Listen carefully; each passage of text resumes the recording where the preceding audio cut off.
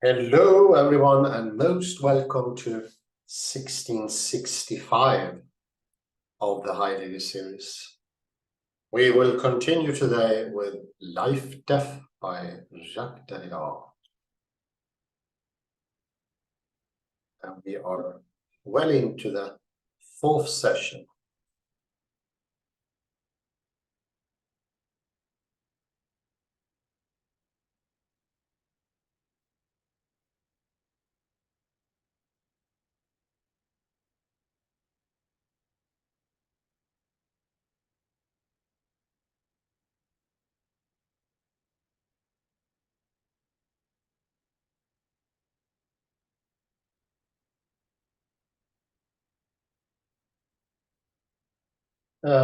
Just to mention what we talked about earlier, how the educational system has gone into a machine-like state where everyone agrees on what is verbal or written knowledge, thereby constructing a machine-like, or to use the term of Canguilhem and Bernard, a sort of DNA structure where automatic result after the calculation is done will become. This is the state of knowledge today. It's machine-like, and on top of that, we add purpose review to sort of enforce the machine-like conclusions even more. So we have some sort of generalized conclusions that everyone agree on. So what looks on the outside or at the first glance as something absolutely positive can be actually detrimental to the development of knowledge. Something pointed out by the Austrian philosopher of science, Paul Feyerabend,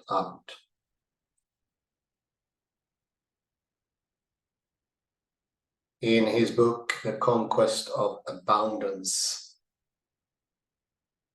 He shows that we have lost the essence of understanding, and we generalize everything, leaving out what is particular, what is specific, and make a coinage of everything. Coinage here in the meaning, like a euro, it replaced the different currencies in many countries in Europe. Pesetas, lira, franc, drachma, dinar, mark, and so forth, and made a generalization of a coin and leaving out the peculiarities, the idiosyncrasies. I think we are aware that we lose out on the particular and the specific, but we think it's a price well worth to be paid for having universal truths, having a system of purpose reviewed, having, I would say, common knowledge. But Feyerabend shows clearly that we lose out on both universals and particulars. Both are needed. There is a grave misunderstanding that by adding many singularities we get a universal. It could be that universals are, strictly speaking, not related to particulars. That's another machine-like conclusion that is being deconstructed in deaf life. And one of the strongest pushes into the direction of machine-like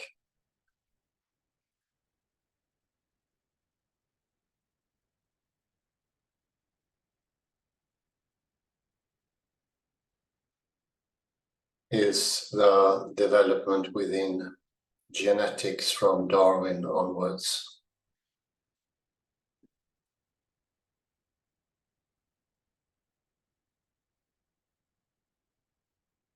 It has led to a locking down of thinking.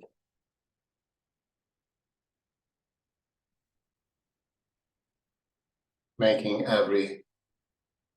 everything predetermined, choiceless, destined from the beginning.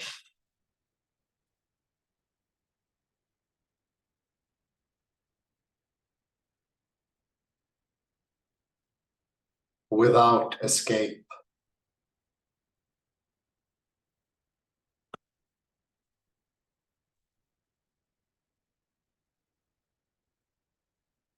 Maybe one of the strongest arguments in that direction was Richard Dawkins'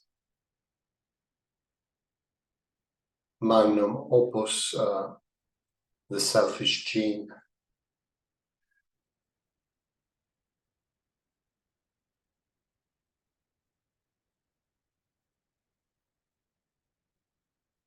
Where everything is determined by the initial conditions,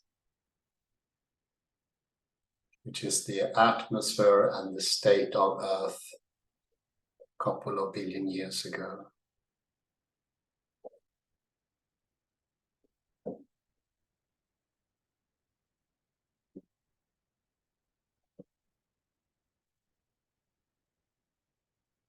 That determined that life could be and how it was to evolve. And once put in process, there is no turning back, no options.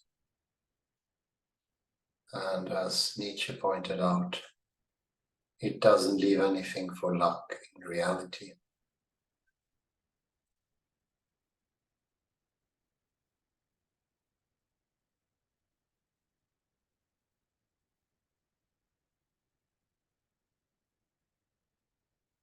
Sort of heavy fixation to wear.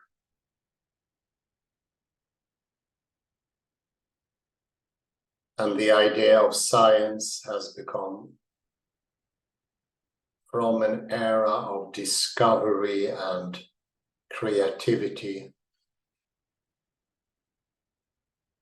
fantasy, intelligence, intellect, has become a machine-like, find the original, and what happens after that we can all agree on. Consensus, machine consensus. And I would say that's the death of thinking, just as Feyerabend did. So much before his time as well.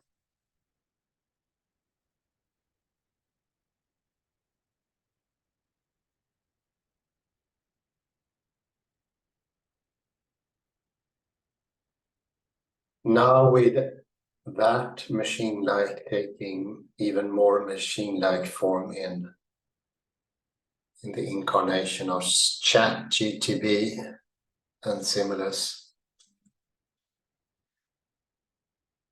everything becomes even more calculable.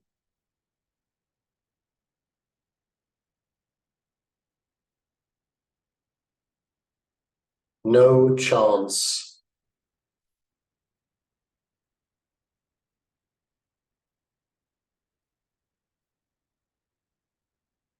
can enter anymore.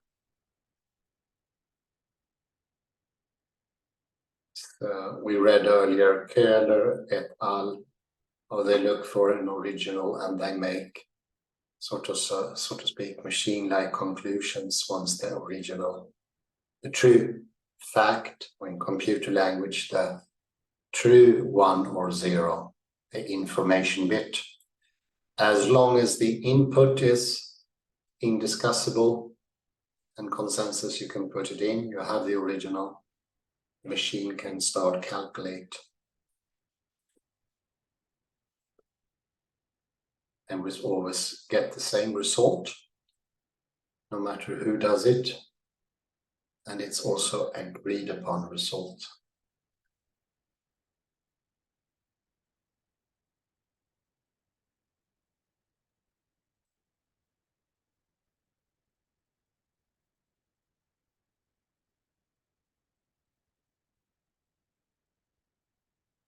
But they get discovered with their hands in the cookie jar. The strongest argument, I would say, are actually spiritual, metaphysical, otherworldly.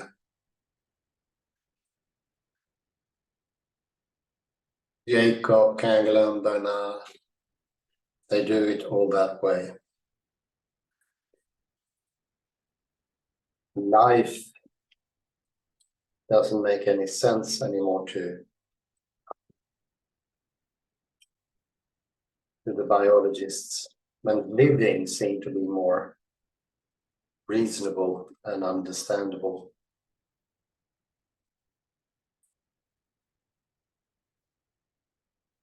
Something not as laden with associations like soul and vitalism, they think. So they renaming is something that we often pointed out is part and parcel of the modern way of doing these machinations.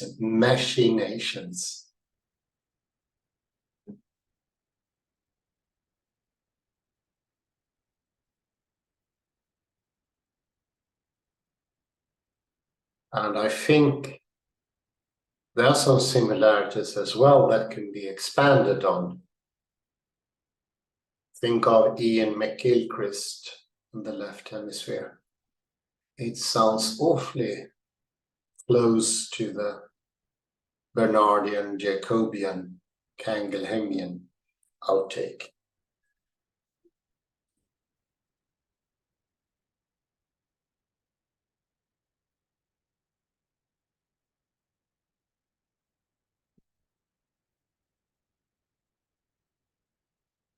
And we know we've been de-intellectualized in the modern Western world.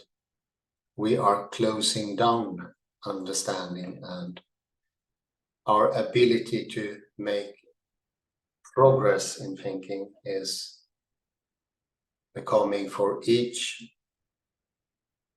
step into the machine-like way, we will understand less and become more dependent on what we think are pre-made structures that do not hinge on metaphysical claims. I think so far, up to the 4th session and what we did earlier with Derrida, I think we are departing quite a lot from that misunderstanding.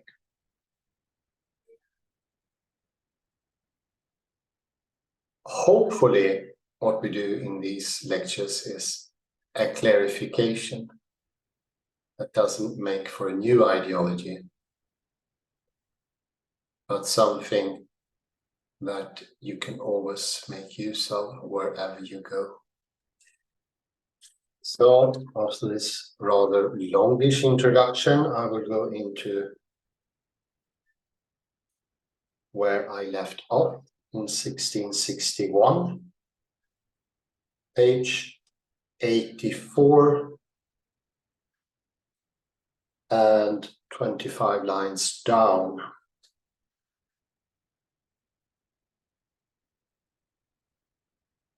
And bring that all the way up. You go up another 15 sentences. What modern science is the start?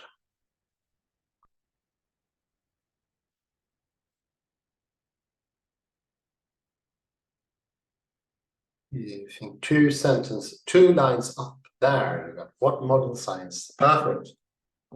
This is what we left off. I take the liberty to continue there in this 1665.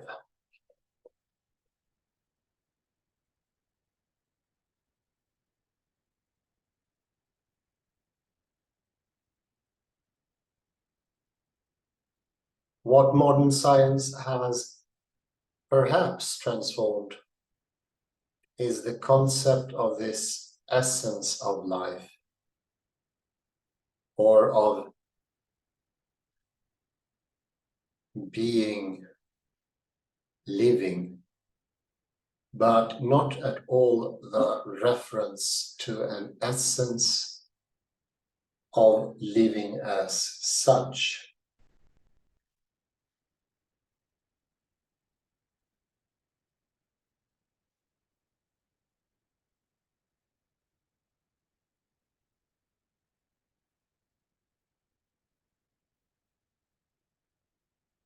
And in fact, Jacob posits this essence and defines it very frequently. It is a leitmotif of his book.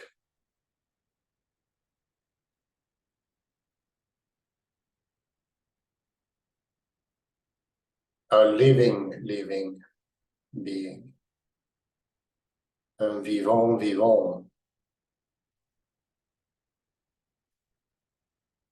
is recognized by its capacity to reproduce itself.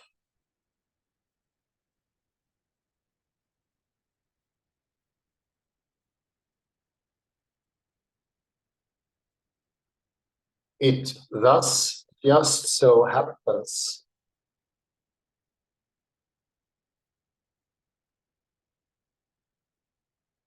that the essential definition Jacob gives of livingness, of what determines an existing thing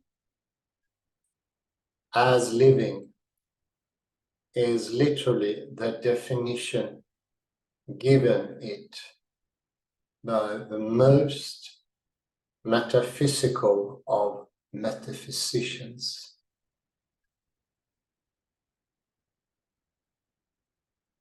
The metaphysician par excellence, that is Hegel.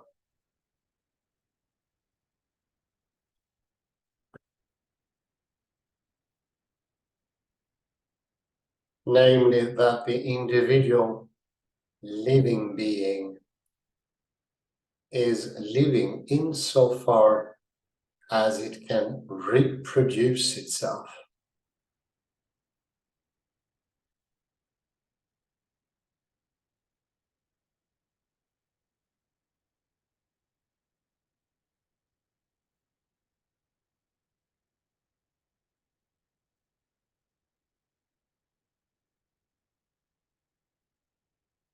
In the last section of the science of logic, for example, in subchapter A of chapter 1, life,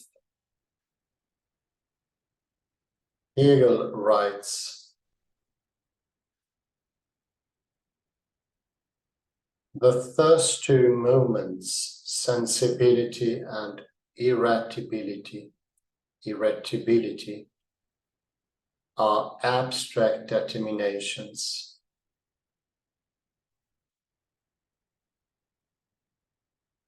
In reproduction,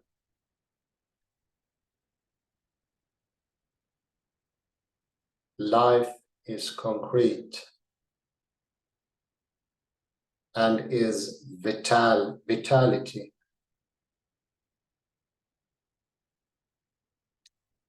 Let me now quote a few of Jacob's statements on this subject.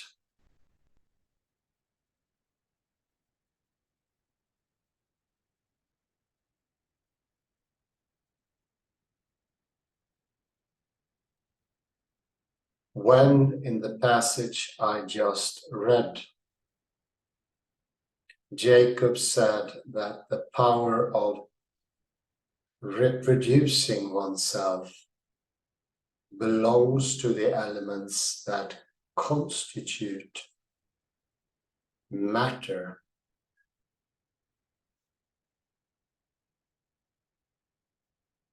He did not mean by this that these elements form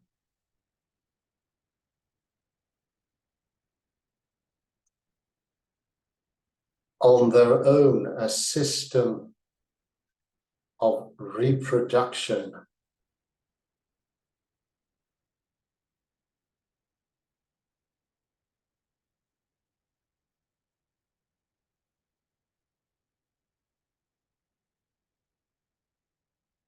reproducing themselves. He merely meant that these are elements which, insofar as they are present in a living system, which alone has the capacity to reproduce itself, play a role there and are integrated into it.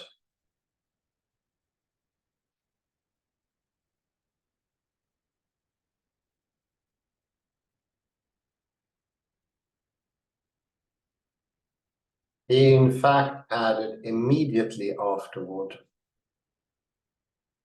and I pick up the quotation.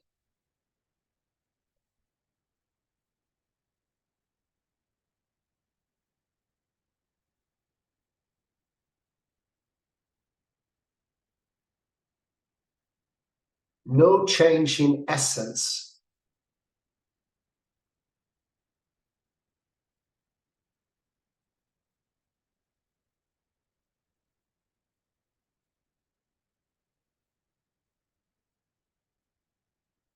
So much so that investigation of molecules and cellular organelles has now become the concern of physicists.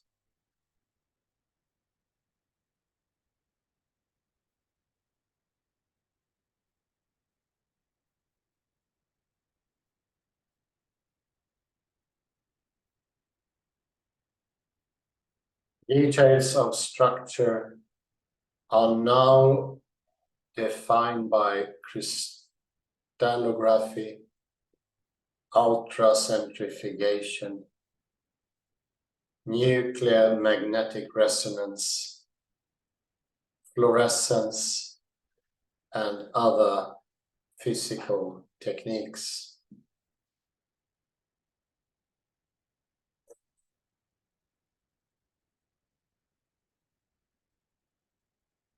This does not at all mean that biology has become an annex of physics.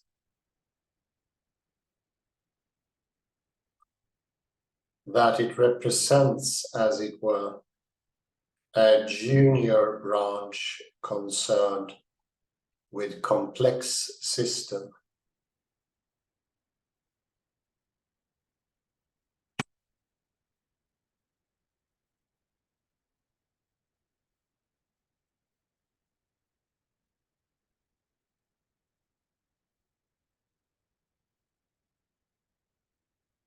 It is not within the power of any single molecule by itself to reproduce itself.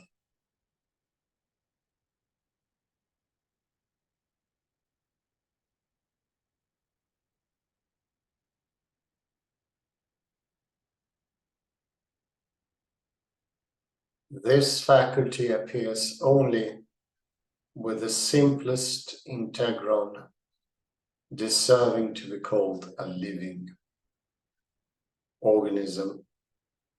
That is the cell.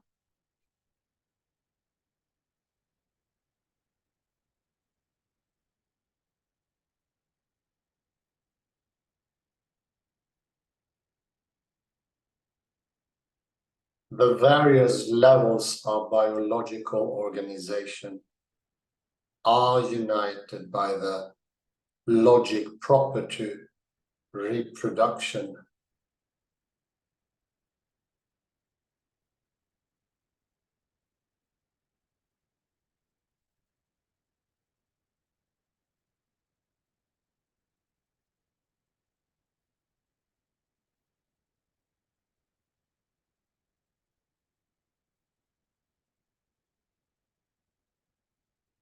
The introduction, the program, spoke of reproduction, the intrinsic property of all living systems.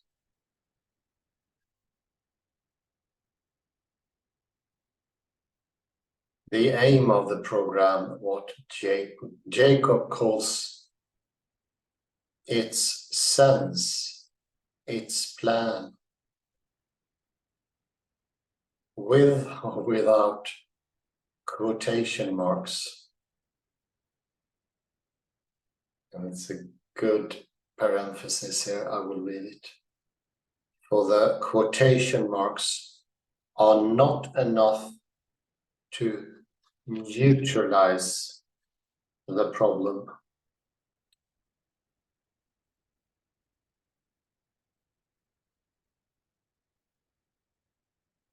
It doesn't disappear because you put it in parentheses.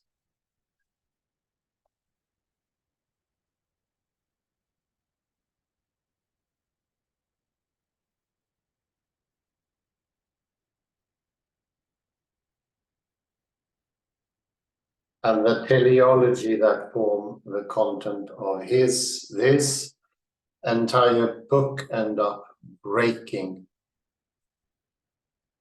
thanks to what these quotation marks signal.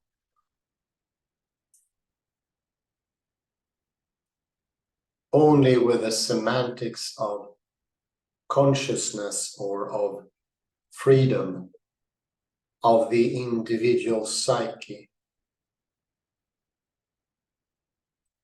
of deliberate intentionality,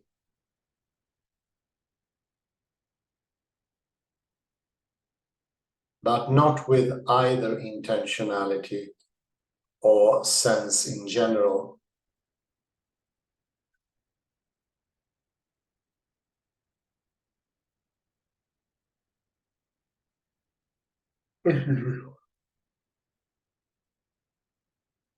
The aim then of the program, its sense or its plan, is to reproduce itself.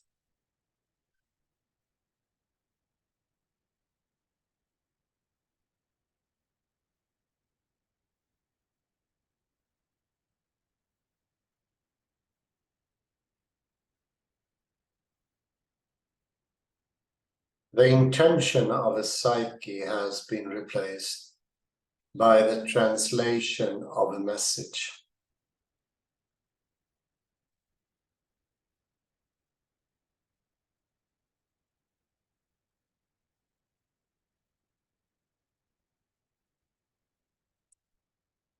The living being does indeed represent the execution of a plan, but not one conceived in any mind.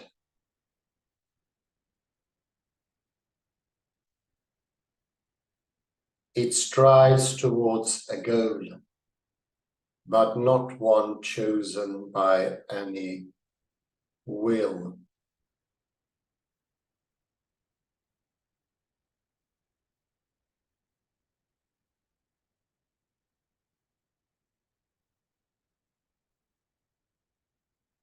The aim is to prepare an identical program for the following generation.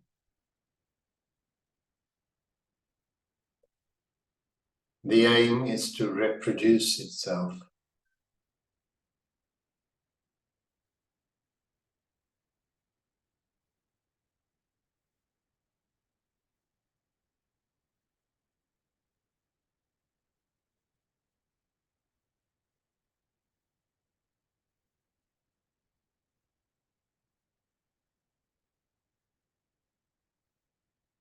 A bacterium, an amoeba, a fern. What destiny can they dream of other than forming two bacteria, two amoeba, or several more ferns?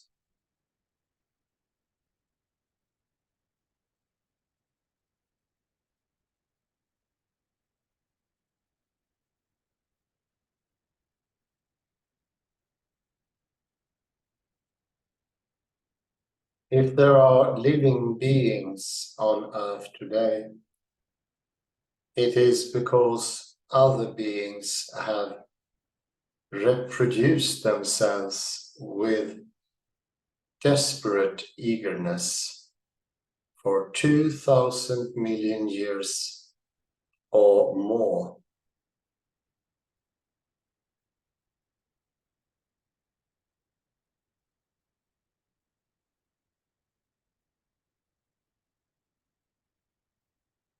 Let us imagine an uninhabited world.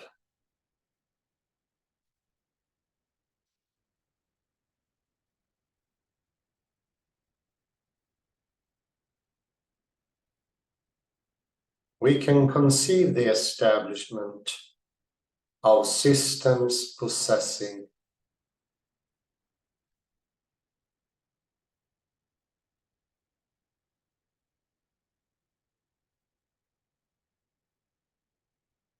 certain properties of life, such as the ability to react to certain stimuli, to assimilate, to breathe, or even to grow, but not to reproduce themselves.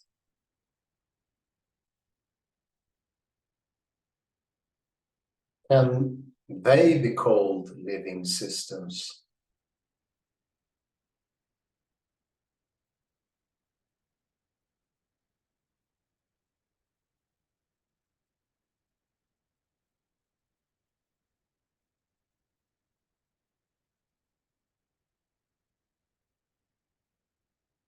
Each represents the fruit of long and laborious elaboration. Each birth is a unique event without a marrow.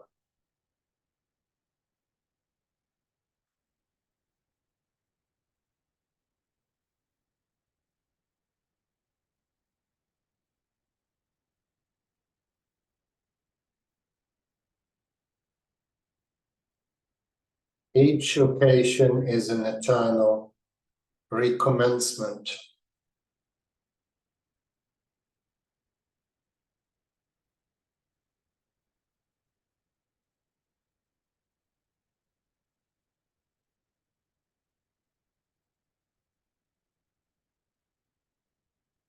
Always at the mercy of some local cataclysm. Such organizations can have only an ephemeral existence.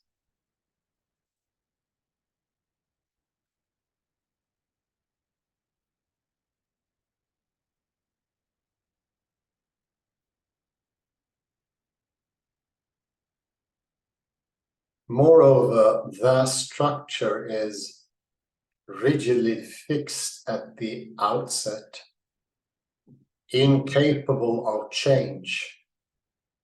This is very important. there is no longer any change. And do understand that this is part of the education today. This is the bread and butter of everyone today, without really any exceptions.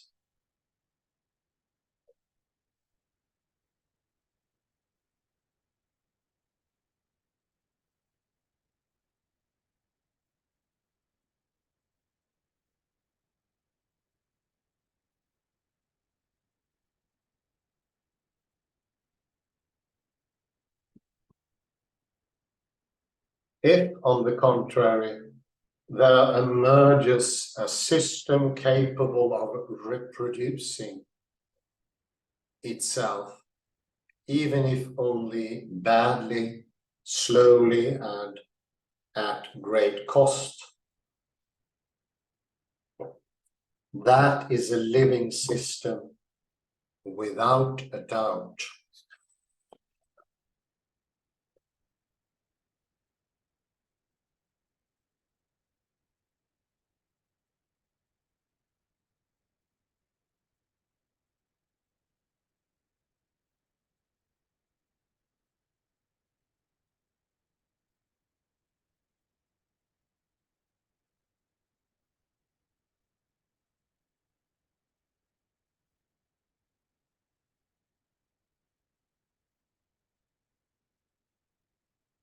It will spread wherever conditions permit.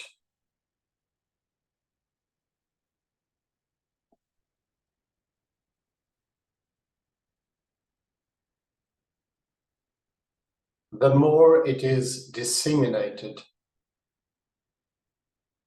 the greater its protection from catastrophe.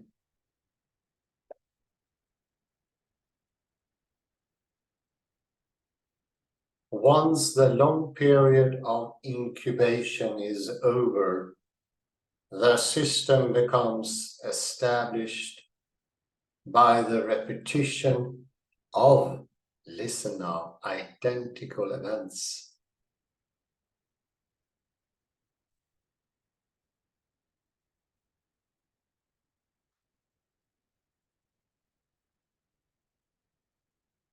The first step is taken once and for all. In such a system, however, reproduction, which is the very cause of existence, also becomes its purpose. Do you listen to that? It is doomed to reproduce itself or disappear.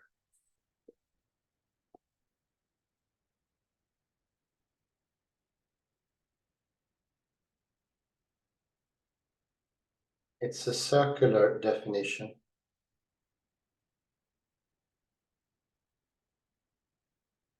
The cause of existence is also its telos.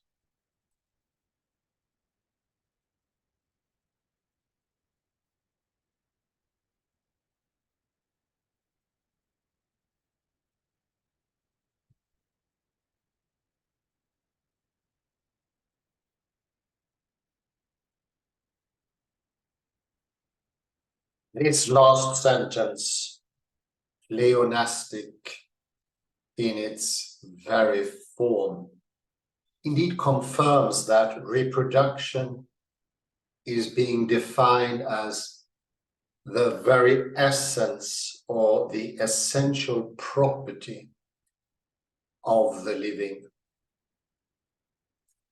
What is proper to the living? Livingness itself,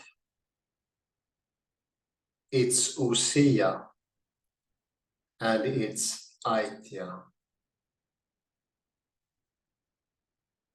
Its being living, its essence, existence. The efficient and final cause. The final outcome of the efficient cause.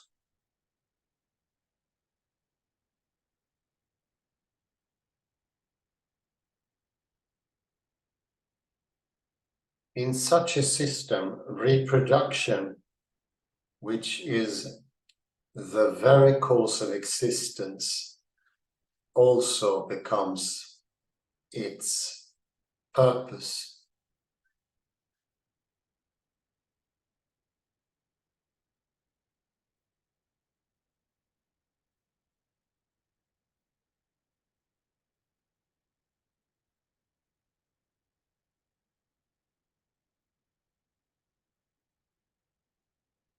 When Jacob says that there is no change in essence, when we come to the living, this has to be read with the greatest circumspection.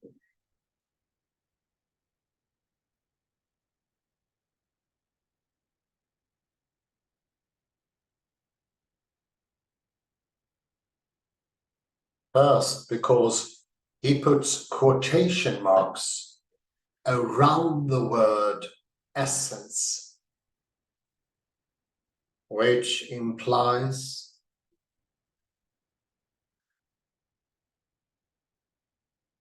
that he is speaking only of a metaphysical vitalist,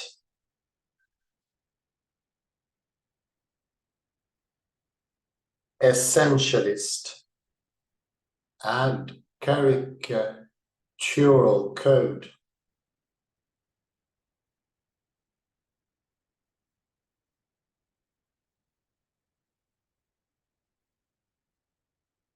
One is citing from a certain distance as a foil.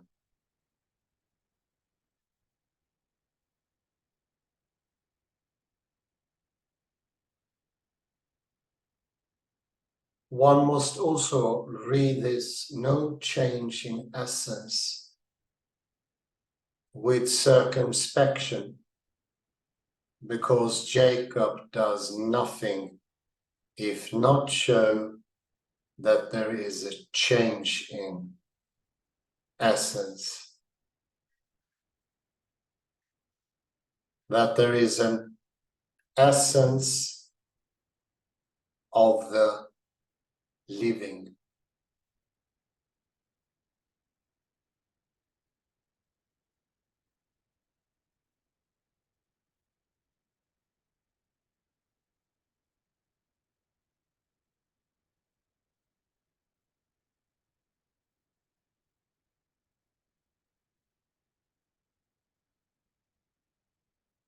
To be sure, this essence is not some substance hidden behind phenomena or represented by that psyche that Jacob sometimes writes with a capital letter.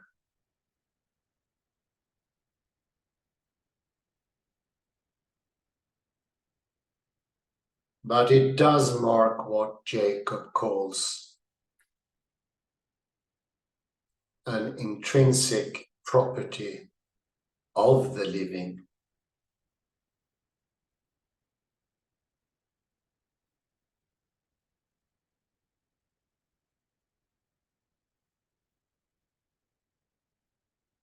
And that is the reproduction of the self, the capacity to reproduce oneself.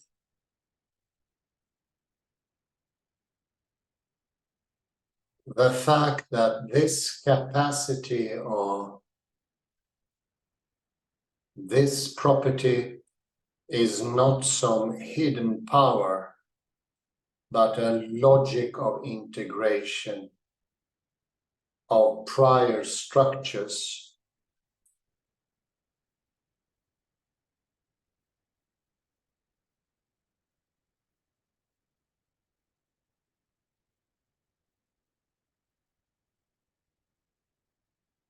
Integration or the integron is, I would say, the major operational concept of this whole discourse. Each organization or order structure emerging in discontinuous fashion only to integrate the preceding one, which orders at once the real history of beings and of things, as Jacob says, of the living and of the non-living, and the history of the sciences, which also proceeds by successive integration and inclusion.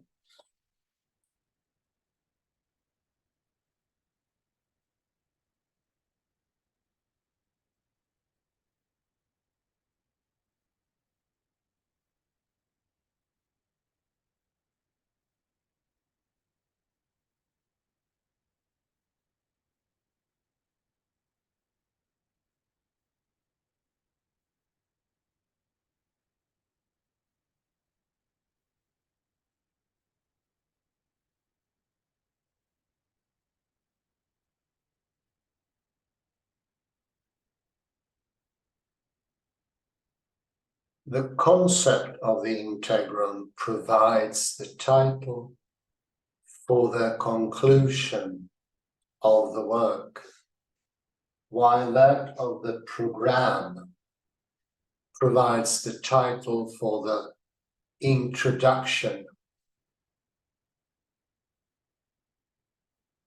The construction of Jacob's book is very interesting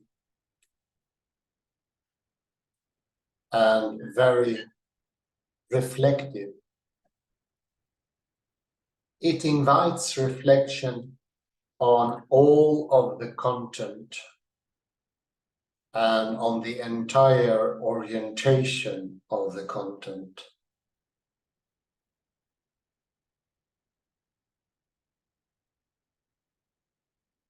The introduction before the first part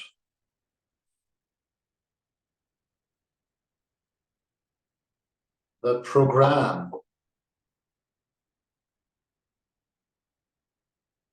at once the genetic concept of the program and the program of the book. Then the 5 chapters that describe the first, second, third, and fourth order structures, along with the current state of affairs, from which everything is put into perspective. And finally, the conclusion,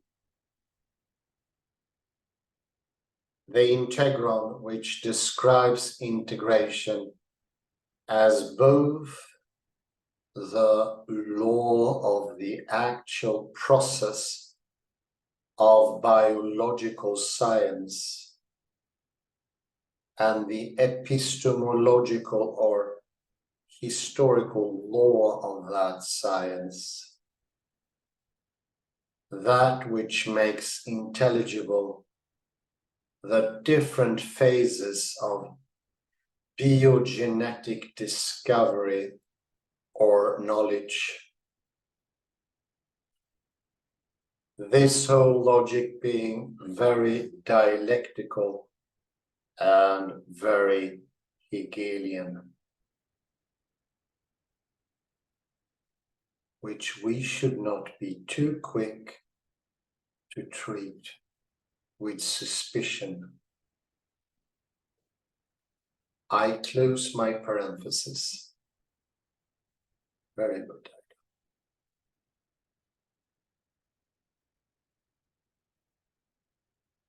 The fact that this intrinsic power, but a logic of integration, does not necessarily mean that it cannot be considered as an essence, not only ousia, the way of being in such a way, beingness,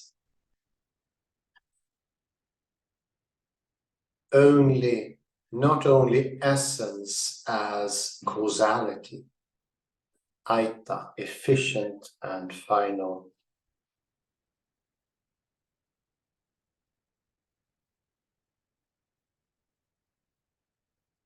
As Jacob himself says, the reproduction that constitutes the very cause of existence becomes in turn the end.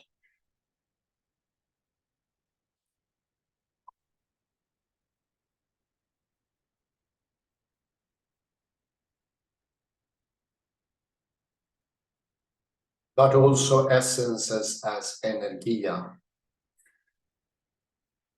Jacob regularly resorts to principles of energy in order to explain reproduction, free energy, bound energy, binding energy, tendency toward being binding, and a decrease of free energy, which we will soon put into relation with what Freud says of free energy and bound energy in Jenseits.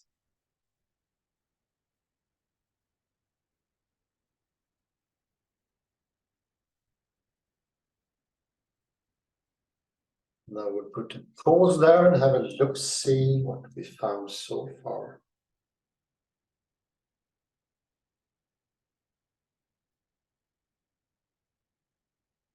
It's not bad to read something that sort of deconstruct, not criticize or be negative to something that the whole world today take for granted without ever expressing it.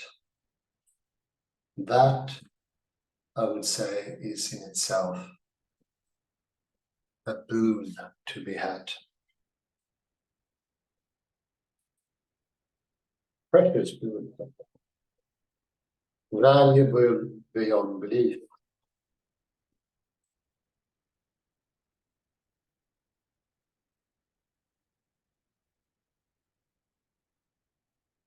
One of these machine-likes sine qua non, or absolutely necessary predispositions, or at least Dawkins and Phil Davis and many others, is that, for instance, its machinery needs to have only one big bang, one initial condition for it to make sense. This singular origin has been proven wrong since at least 10 years ago. In the huge genome project made by, for instance, Craig Venter and so forth. But the interesting thing is not what has been proven, it is our adherence to these ideas. No matter if you are a philosopher, if you're a common man, as we mentioned before, if you're religious, you still completely believe in this because it's the four words. The machine is present, already put into action. by the 4 stages or 5 stages.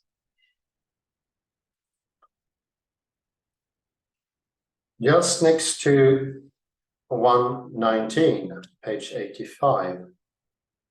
Just got to mention this. This is something just pointed out by Derrida. And we go a bit down to 119. It's on the right marginal there. There. Perfect. And he tries to put sense and plan into quotation marks so to neutralize the problem. You cannot have a teleology, you know. I think you know that by now.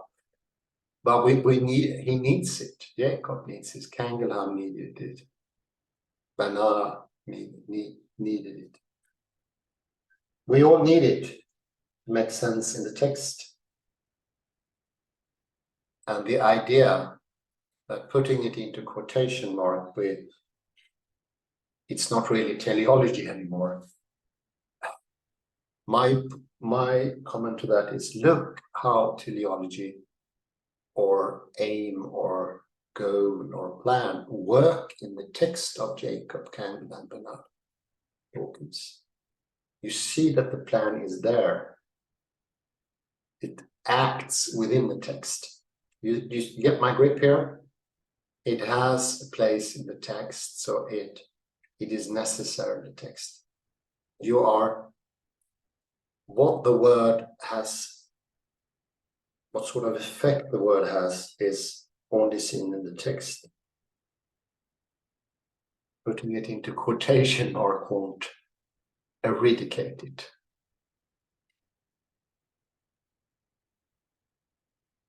So we use metaphysics, and I say we use metaphysics, we use teleology, we use essentialism, vitalism to prove that there is nothing vital, that there is no plan or goal or teleology. Isn't that great of Derrida to show?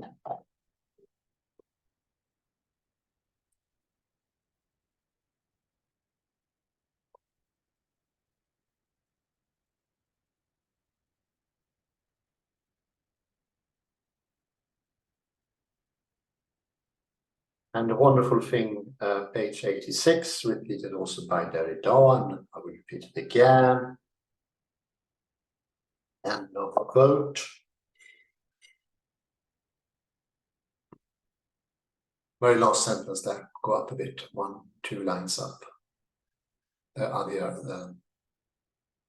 We can have the end of the quote. Yes, the first step is taken once and for all. In such a system, however, reproduction, which is the very cause of existence, also becomes its purpose.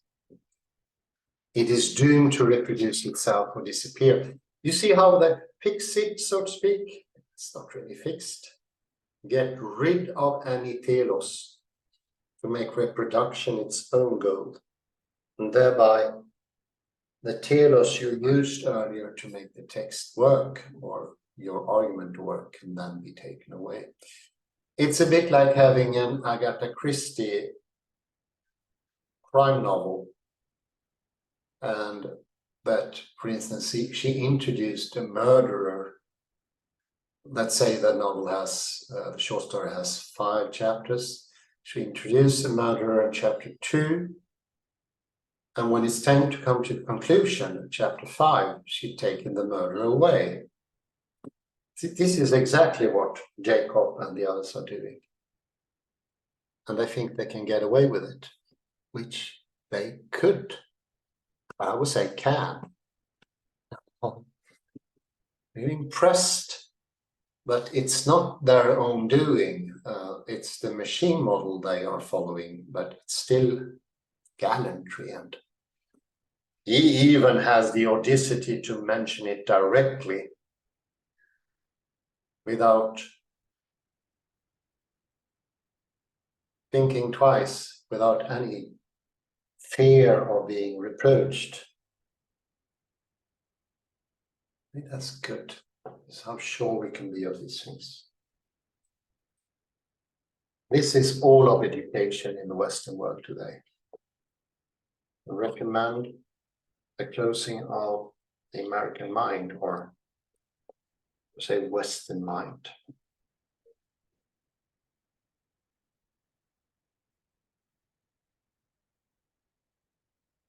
Further down is just a mentioning here. I just use it as it's the 6th line or 7th line from the end. It's not really a quote, but by that psyche that Jacob sometimes write with a capital letter. But it does mark what Jacob calls an intrinsic property of the living, to have a psyche. Here it gets a capital letter, but it's still hidden. That's another way of marginalizing something, is to put a big letter on it. It's done in different manners.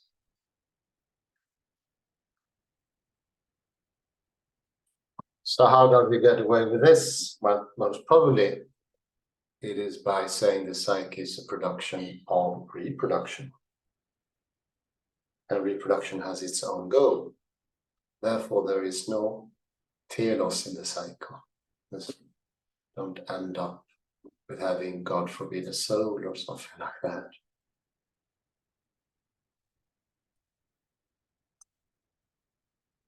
Yeah, it does look like a crime short story. Next page.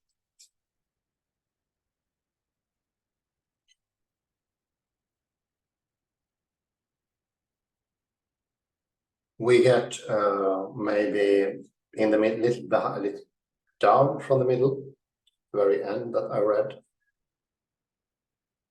Must be like 25 lines down.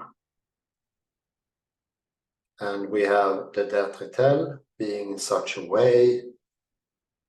And we have beginningness et entité, not only essence as a causality, idea, efficient and final.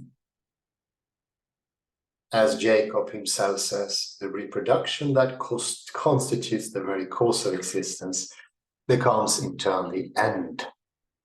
How gallant is not that. So we can have all these horrible metaphysical things, but in the last chapter, chapter 5 of the crime short story, we take the murder away and we get away with it. And just mentioned to get the text flow. Then just think a way of explaining that would be, I needed a murder, Agatha Christie said, chapter 2, 3, 4. And I felt I couldn't really make him or her guilty in the end. I didn't know how to do that, so I took him or her away. This is very close what Jacob is doing. Cannot end up saying that life has a purpose, or there is such a thing as life. There's no life. It's living, like a machine moves. See? Look, this is not living. It's moving. Not life. Living is what he means by living.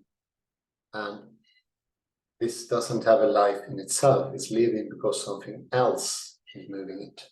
What is that thing? Well, the hand equals reproduction. That circular thing here.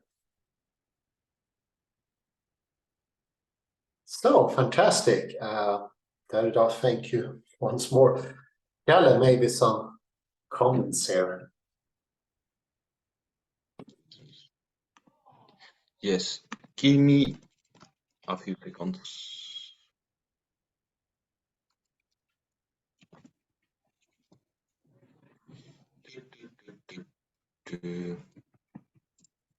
So now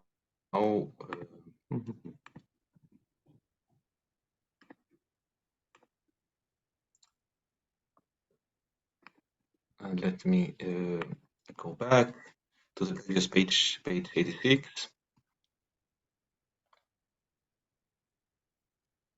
So I return to the same text quotation as you do, but I emphasize a different word.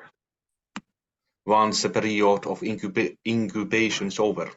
So I would say that for me, one keyword here is incubation. Once the period of incubation is over, the system becomes established by the repetition of identical events. So this means that in the beginning, there can be some variation, like in the initial conditions. There can be some, they recognize, as in my field, manuscripts, scholars recognize there is, in the beginning, there is some fluidity, there is some variation, that is the incubation. There is, the text can be living in the beginning, that's admitted, also in science. So this is the so-called incubation, and I could compare with a similar word, incunable. In the history of printing, an incunable is a book, a pamphlet, that was printed in the earliest stages of printing in Europe up to year 1500. Incunabula were produced before the printing press became widespread on the continent, and are distinct from manuscripts, which are documents written by hand. So they are printed before the year 1500. So they're really in the beginning, very beginning. So they're still printed by printing press. So they are machine-like in one sense. However, although they're printed by a machine, people would still think they are fixed. So, for instance, my professor in ancient Greek, Staffan Fogelmark, he studied incunables of Pindar's poetry, and he saw that there were a lot of variation, even though it was the same printing of the same text, Pindar's poetry. There was still a lot of variation from one incunable to another, although made by a hand printing press. So this is so-called, we could call this the incunable, the incubation period. So he could discuss there was a lot of variation, but then still people want a fixed edition. So once the incubable period, so to say, incubation period is over, scholars want a fixed text. So they admit, okay, once this incubation period is over, the living period of the living text is over, you want a fixed text, a modern text edition that is fixed once for all in the stone. And then it becomes that reproduction reproduce itself or disappear. becomes its very existence. So everything must then become a reproduction, rigid reproduction. It becomes its own idea, its own cause, as we see also emphasis on the next page, 87, about this idea. So the reproduction becomes its own purpose. That I would say also, yeah. Absolutely. So there is It this is, problem.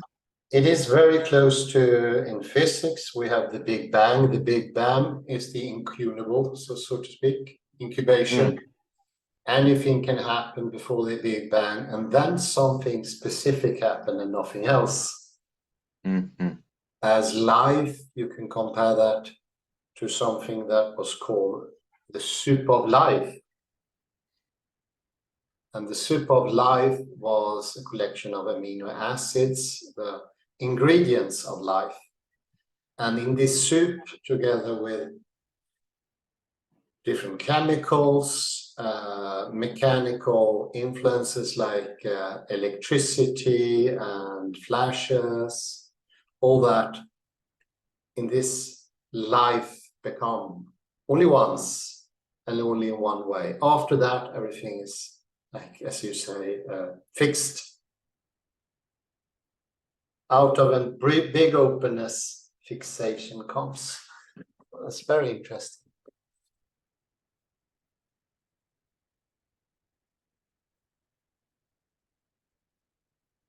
Yes. And it's also interesting to do how people. I myself studied the use of capital letters, and here that is psyche capital letter, how it's when you use capital letter of anything, like the word death. Sometimes you can find it like Hades in Greek. Sometimes you find it with capital letter, sometimes with a small, and it can have huge implications. Mm-hmm. Another thing is, of course, the quotation marks that we had in this text, Yes. how it changed meanings. So,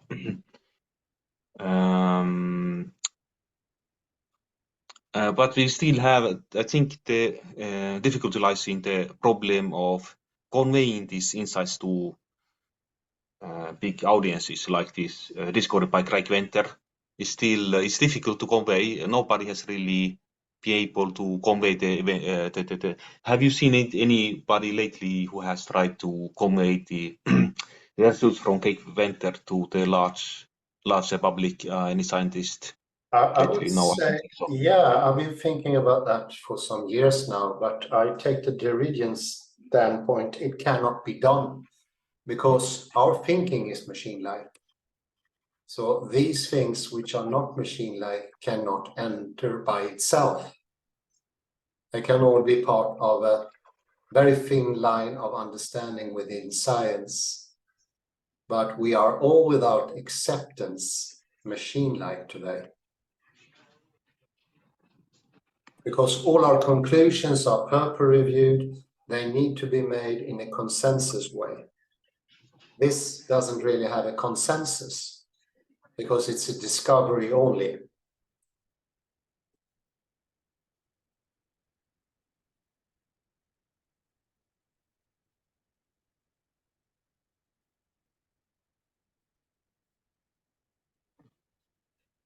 Yes.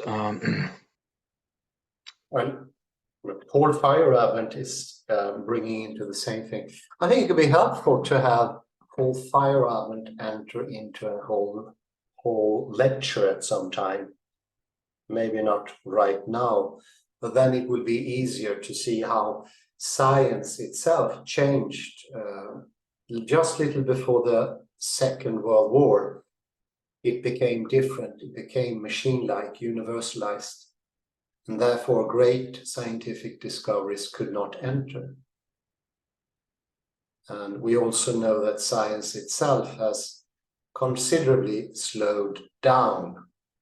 The speed of the development is much, much slower than it was even such a short time period as in the mid-war crisis.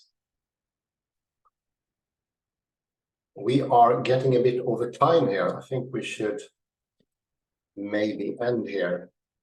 Yes. Thank you. Thank you very much, everyone, for listening.